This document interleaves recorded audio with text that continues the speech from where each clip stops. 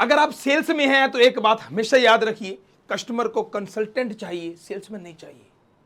अगर आप बस बेचने के लिए बेच रहे हो तो कस्टमर समझ जाता है कि आप उसको बेच रहे हैं, लेकिन जब आप जेन्युइनली गाइड करते हो तो कस्टमर को अच्छा लगता है। जैसे कि आप उनको ऐसा कह सकते हैं कि मान लीजिए अलग अलग क्लाइंट है, हर किसी को आप एक ही बात मत बोलिए। आप उनको ऐसा कह सकते हैं कि सर आपके केस में यह ऑप्शन बेटर रहेगा, और अगर आप चाहें तो मैं दो ऑप्शन बता रहा हूं, दोनों में से आप कंपेयर कीजिए और आप अपने अकॉर्डिंगली देखिए कि कौन सा बेटर रहेगा। जब आप उनसे इस तरह से बात करते हैं तो कस्टमर आपको एक एडवाइजर की तरह मानता है, कस्टमर आपको एक कंसल्टेंट की तरह मानेगा, और कस्टमर को ऐसा लगेगा कि वो मुझे बेचने के लिए फोर्स नहीं कर रहा है या खरीदने के लिए फोर्स नहीं कर रहा है, बल्कि मुझे गाइड कर रहा है, मेरे सामने विकल्प रख रहा है और मुझे बता रहा है कि मेरे लिए क्या ऑप्शन बेटर रहेगा। तो याद रखिए, अगर सेल्स में कामयाब होना है तो बिल्कुल डेस्परेट सेल ना कीजिए और एक कंसल्टेंट बनिए, गाइड कीजिए, तब देखिए आपकी सेल कितनी बढ़ती है। सेल्स की इसी प्रकार की बेहतरीन और पावरफुल टेक्निक्स के लिए